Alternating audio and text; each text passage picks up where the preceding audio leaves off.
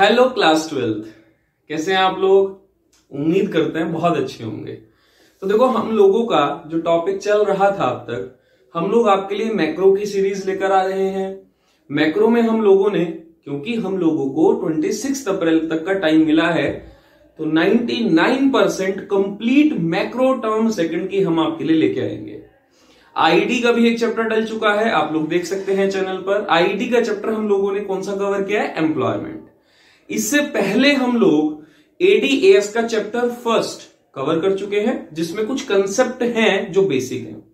Second chapter में बड़ा topic cover किया था, determination of equilibrium income, ADAS approach के थ्रू और एसआई अप्रोच के थ्रू। अब हमारे पास जो अगला टॉपिक है, मोस्ट इंपॉर्टेंट टॉपिक है, 100% एग्जाम में इसमें से क्वेश्चन आना ही आना है, वो है हमारा कंसेप्ट ऑफ इन्वेस्टमेंट मल्टीप्लायर। चलिए शुरू करते हैं। कंसेप्ट ऑफ इन्वेस्टमेंट मल्टीप्लायर का मतलब क्या है? मल्टीप्लायर, कई गुना बढ़ जाना, कई गुना बढ़ जाना, मल्टीप्लाई हो जाना। इन्वेस्टमेंट मल्टीप्लाई कर रहा है किसी चीज को, और वो चीज क्या है वो हमें समझना है। देखो, इन्वेस्टमेंट मल्टीप्लायर को हम लोग शॉर्ट फॉर्म में बोलते हैं के से डिनोट किया जाता है इन्वेस्टमेंट मल्टीप्लायर को, और इन्वेस्टमेंट मल्टीप्लायर का फॉर्मूला होता है हमारा delta Y upon delta I. इसको और समझते हैं हम ये बोल सकते हैं कि अगर इन्वेस्टमेंट इकोनॉमी में 1000 है और देश की नेशनल इनकम 10,000 रुपीज है, अब देश की इन्वेस्टमेंट बढ़कर के 2000 रुपीज हो गई, नई इन्वेस्टमेंट 1000 की हुई है, तो इकोनॉमी के अंदर जो हमारी नेशनल इनकम है, सपोज वो 20,000 हो गई। इसका मतलब इन्वेस्टमेंट इंक्रीज हुई है 1000, नेशनल इनकम इंक्रीज हुई है 10,000। इन्वेस्टमेंट से 10 गुना ज्यादा इकोनॉमी में नेशनल इनकम का जंप देखने को मिल रहा है। इसी को इन्वेस्टमेंट मल्टीप्लायर कहा जाता है। इन्वेस्टमेंट मल्टीप्लायर का मतलब है नई इन्वेस्टमेंट की वजह से कितनी नेशनल इनकम बढ़ गई।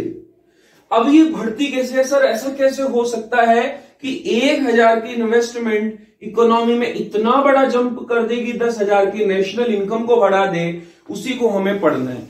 लेकिन अगर एग्जाम में खाली इन्वेस्टमेंट मल्टीप्लायर का मीनिंग आ जाता है कि बताओ टर्म इन्वेस्टमेंट मल्टीप्लायर का मीनिंग क्या है, तो हम लोग बोलेंगे चेंज इन इन्वेस्टमेंट, हम लोग बोलेंगे change in income due to change in investment, यानी कि इनकम में कितना चेंज हुआ इन्वेस्टमेंट में चेंज होने की वजह से। तो इन्वेस्टमेंट इकोनॉमी में ज्यादा है तो इनकम भी इकोनॉमी में ज्यादा ही होगी, और कई गुना ज्यादा हो सकती है। जितने गुना ज्यादा होगी वही कहलाएगा इन्वेस्टमेंट मल्टीप्लायर। अब ये समझने की बारी आती है कि सर थोड़ी सी इन्वेस्टमेंट इतनी ज्यादा इनकम को कैसे बढ़ा सकती है। उसको हम लोग आइए शुरू करते हैं, और उसको हम बोलते हैं वर्किंग ऑफ इन्वेस्टमेंट मल्टीप्लायर। बच्चों, इस टेबल में मैंने कुछ नहीं लिखा, मैं आप लोगों के साथ इस टेबल को बनाऊंगा और काम करेंगे, ठीक है।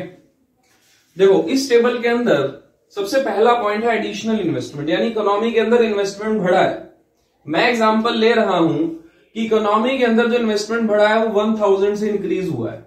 इसका मतलब कोई नया इन्वेस्टमेंट हुआ है, चाहे फ्लाईओवर में हुआ है या प्लांट में हुआ है या मशीन में हुआ है, कुछ ना कुछ एक नया इन्वेस्टमेंट हुआ है। कितना हुआ है वो? 1000 का। अब इस 1000 की इन्वेस्टमेंट से क्या शो होता है इकोनॉमी में? इस 1000 की इकोनॉमी से 1000 की इन्वेस्टमेंट से इकोनॉमी में शो ये होता है खर्चा हुआ है। जिसने भी प्लांट खरीदा है, मशीन खरीदा है, या गवर्नमेंट ने फ्लाईओवर बनाया, सड़क बनाई है, खर्चा हुआ है। इन्वेस्टमेंट मतलब है ही क्या? खर्चा, यानी कि खर्चा हुआ है 1000। अब ये इस एक्सपेक्टेशन पे बेस्ड होता है कि भाई जो खर्चा है, एक्सपेंडिचर है, वो किसी ना किसी की इनकम बनी होगी। बिल्कुल सही बात है। अगर मैं कोई इन्वेस्टमेंट करता हूं, वो किसी ना किसी और की इनकम बनी होगी, खर्चा किसी और का इनकम बनी होगी 100%। अगर मैं इस जैकेट को भी मार्केट से खरीद रहा हूं, ये इन्वेस्टमेंट नहीं है, पर मैं मार्केट में से अगर इसको खरीद रहा हूं तो ये किसी और की इनकम में तो कन्वर्ट हो रहा है। मेरा खर्चा किसी और की इनकम है, तो अगर 1000 खर्च हुए हैं तो इसका मतलब किसी ना किसी की इनकम 1000 से 100% बढ़ी होगी। अब हमने ये भी पढ़ा था, पिछली क्लास में देख क्या नहीं है, नहीं तो समझ नहीं आएगा। हमने ये भी पढ़ा था कि इनकम के साथ दो काम हो सकते हैं, तो कंज्यूम या फिर सेव। और हमने कहा था कि इनकम के बढ़ने से जो कंजम्पशन बढ़ती है वो एमपीसी कहलाती है। मार्जिनल प्रोपेंसिटी टू कंज्यूम का फॉर्मूला था delta C upon delta Y, मैंने उल्टा लिख दिया। इसका फॉर्मूला क्या था? Delta C upon delta Y. यानी कि इनकम के बढ़ने की वजह से कंजम्पशन कितनी बढ़ी उसको बोलते हैं मार्जिनल प्रोपेंसिटी टू कंज्यूम। यहां पर इनकम बढ़ी है 1000, एमपीसी का रेट मैंने लेट किया है, उम्मीद करी है कि 90% यानी 0.9 इनकम खर्च हो जाती है किसमें? कंजम्पशन में। तो डेल्टा सी हमारा आ जाएगा कितना? 900, यानी कमाई हुई इनकम का 900 हमारा खर्च हो गया। इतना क्लियर है? आगे बढ़ते हैं। अब एमपीसी और एमपीएस का रेट रहता था प्लस करके 1, तो अगर एमपीसी 0.9 है तो एमपीएस कितना हो जाएगा? 0.1। 90% इनकम खर्च हो गई, 10% सेव हो गई, 1000 में से 100 बचाए अकाउंट में रखे, बाकी पैसे खर्च कर दिए। फिर से खर्च की हुई इनकम किसी और, खर्च किया हुआ एक्सपेंडिचर किसी और की क्या बनने वाली है? इनकम। जो खर्चा किया है वो किसी और की इनकम को बढ़ाएगा। कितने से बढ़ाएगा? 900 से। इसका मतलब इनकम फिर से बढ़ गई 900। इनकम का कुछ पार्ट फिर से कंजम्पशन में जाने वाला है। 900 का 90% यानी कि कितना? 810, और 10% हिस्सा क्या हो जाएगा इसका? से। अब अगर किसी ने खर्च किया है तो फिर से इकोनॉमी में इनकम बढ़ेगी। इनकम का कुछ पार्ट कंज्यूम, कुछ पार्ट सेव, और ये प्रोसेस ऐसे ही चलता रहेगा। यानी कि खर्चा किसी और की इनकम बन रहा है, ये ऐसे ही चलता रहेगा। इन्वेस्टमेंट हुई 1000 की, पर इनकम कितनी बढ़ी? 100,000 plus 900 plus 800 plus plus plus होता रहेगा। तो हमारे पास एक फॉर्मूला है क्या निकालने का? Delta Y. क्या फॉर्मूला है के का? Delta Y upon delta I. अगर मुझे ये पता चल जाए कि इन्वेस्टमेंट तो 1000 है, कितने गुना, कितनी मल्टीप्लाई करूं कि मेरी इनकम आ जाए, कितने गुना ज्यादा इनकम बढ़ने वाली है? तो के का एक फॉर्मूला और है बच्चों, इसको मैं बता दूंगा ये फॉर्मूला कैसे आया, अभी याद रख लेंगे सिर्फ। के equals to 1/1 minus MPC. K की वैल्यू पूरी तरह से खर्चे पे डिपेंड रहती है। जितना ज्यादा खर्चा इकोनॉमी में उतनी ज्यादा इनकम बनेगी, राउंड उतने ज्यादा होंगे। 0.9 1/0.1, तो के की वैल्यू कितनी आ गई? 10। जितनी इन्वेस्टमेंट होगी उसकी 10 गुना क्या बढ़ जाएगी? इनकम। तो इनकम यानी कि इकोनॉमी में कितनी बढ़ेगी? 10,000। यानी कि 1000 की इन्वेस्टमेंट ने नेशनल इनकम को कितने गुना बढ़ा दिया? 10,000 से बढ़ा दिया। अब इस 10,000 का इकोनॉमी में खर्च कितना हो चुका है? हिस्सा 9,000, और हम लोग सेव कितना कर चुके होंगे? 1000। ये 10,000 कैसे आया? ये 10,000 इस पूरी इनकम का टोटल करके आया। आप लोग इसे आगे भी कंटिन्यू करते रहोगे जब तक ये 0 ना हो जाए, तो इस सब टोटल कितना आएगा? 10,000 आएगा। हमने इसे फॉर्मूले से डायरेक्ट कैलकुलेट कर लिया, बस और कुछ नहीं किया। तो वर्किंग ऑफ इन्वेस्टमेंट मल्टीप्लायर क्या कहता है कि एक पर्सन का एक्सपेंडिचर दूसरे की इनकम है। जब इकोनॉमी में इनकम बढ़ने से बार बार एक्सपेंडिचर बढ़ रहा है, तो बार बार एक्सपेंडिचर बढ़ने से बार बार इनकम भी बढ़ रही है, और इनकम बढ़ गई 10,000, इन्वेस्टमेंट बढ़ा था 1000, तो इन्वेस्टमेंट जितनी बढ़ी उसकी कई गुना इनकम बढ़ गई, और इसी को बोलते हैं इन्वेस्टमेंट मल्टीप्लायर। मैं ये बोल रहा था अभी कि इन्वेस्टमेंट मल्टीप्लायर किस पे डिपेंड होता है? तो इन्वेस्टमेंट मल्टीप्लायर डिपेंड होता है हमारा एमपीसी। अब एमपीसी और के बीच में भी रिलेशन होता है, और एमपीएस और के बीच में भी रिलेशन होता है। एमपीसी और के में क्या रिलेशन होता है? देखो, एमपीसी की वैल्यू अभी हमने ली 0.9, तो हमारे पास के की वैल्यू कितनी आई? 1/1 माइनस एमपीसी। तो के की वैल्यू हमारे पास आई है 1/1 माइनस 0.9, यानी कि 1/0.1, तो ऊपर आ गया 10। यानी अगर हम के की वैल्यू 0.9 लेते, एमपीसी की वैल्यू 0.9 लेते हैं, तो के की वैल्यू 10 आ रही है।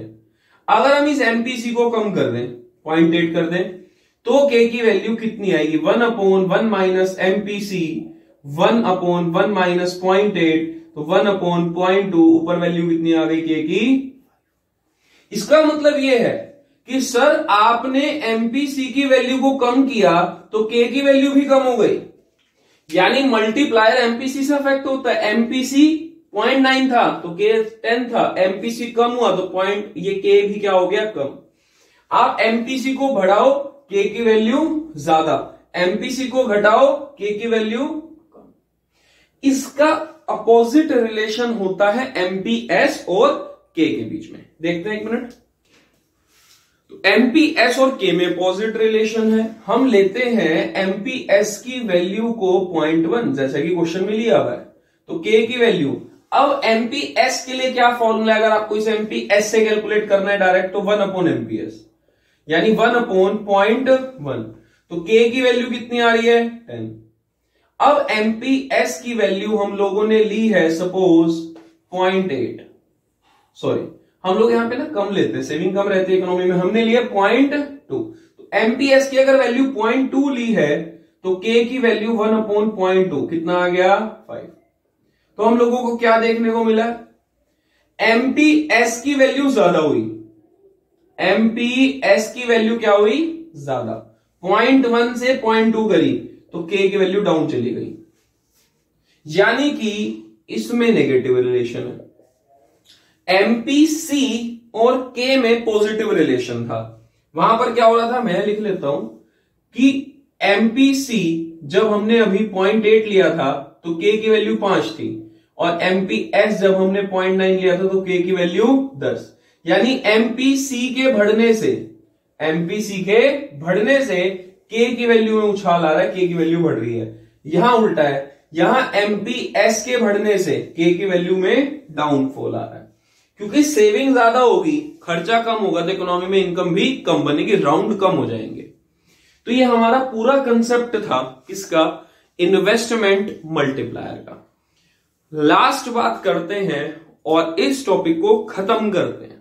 हमने भी क्या लिखा है? मैक्सिमम वैल्यू ऑफ के एंड मिनिमम वैल्यू ऑफ के एग्जाम में क्वेश्चन आता है। कैसे लिखा है हम लोगों ने इसको? हमने कहा है ज्यादा से ज्यादा के की कितनी वैल्यू हो सकती है, मैक्सिमम के कितना हो सकता है और मिनिमम के कितना हो सकता है कम से कम। देखो के की वैल्यू पूरी तरह से एमपीसी या एमपीएस पर डिपेंड है, ठीक है। अब हमने कहा था एमपीसी बढ़ेगा तो के भी बढ़ेगा। एमपीसी को मैक्सिमम रख के देख लेते हैं। एमपीसी अपने मैक्सिमम पे होगा तो के भी अपने मैक्सिमम पे होगा। एमपीसी की वैल्यू हमेशा लाई करती है 0 से 1 के बीच में। मैक्सिमम वैल्यू 1 और मिनिमम वैल्यू 0। मैक्सिमम रखते हैं 1/1 माइनस एमपीसी। मैक्सिमम वैल्यू के की हो सकती है, अगर एमपीसी की मैक्सिमम वैल्यू रखें, एमपीसी की मैक्सिमम वैल्यू होती है 1, तो 1/, क्या हो जाएगा? 0, यानी ये आ गया इनफाइनाइट। के की वैल्यू मैक्सिमम हो सकती है इनफाइनाइट। देखो इस शेड्यूल में आ जाओ, हमने एमपीसी की वैल्यू को 1 रखा है, तो एमपीएस कितना हो जाएगा? 0, यानी सेव तो कुछ होगा ही नहीं। हमने 1000 कमाए, 1000 खर्च कर दिए।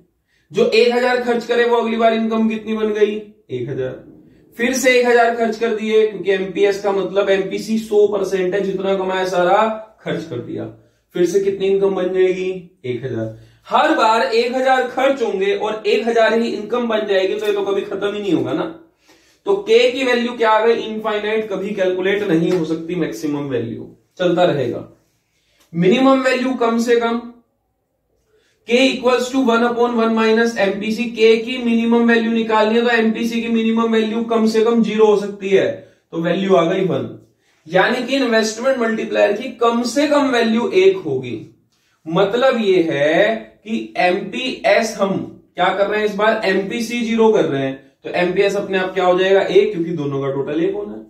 जितनी इन्वेस्टमेंट की वजह से फर्स्ट राउंड में इनकम बढ़ी है, वो सारी की सारी सेविंग में चली गई, सारी की सारी सेविंग में। इकोनॉमी में खर्च कुछ हुआ ही नहीं, और जब खर्च हुआ ही नहीं तो अगली बार इनकम क्या बनेगी?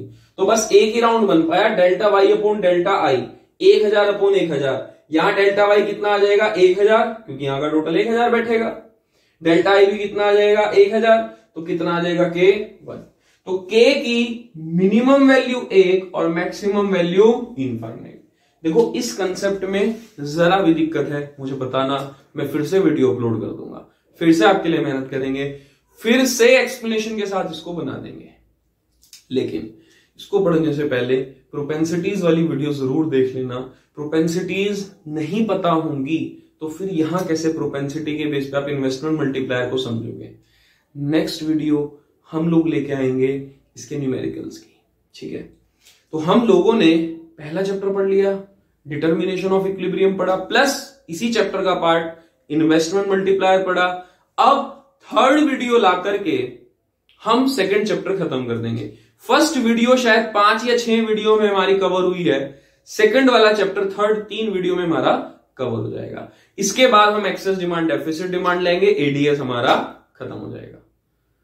तो देखने के लिए थैंक यू, सुनने के लिए थैंक यू, इतनी बकबक सुनने के लिए थैंक यू। और करना क्या है, जिनका भला हो रहा है वो भी कमेंट कर दो, जिनका भला नहीं हो रहा है बिल्कुल मत कमेंट करो। जिनका भला हो रहा है लाइक शेयर और सब्सक्राइब करा दो, है ना। तो कॉमर्स वालों हम आपके लिए मेहनत करते रहेंगे, और क्या इंप्रूव हो सकता है वो भी आप कमेंट सेक्शन में बता सकते हो। हमें कुछ सीखने को आपसे मिल जाए तो हम सीखने के लिए बेकरार हैं। आप हमसे जो सीखना चाहते हैं और सीख रहे हैं वो भी आप बता सकते हैं। Thank you.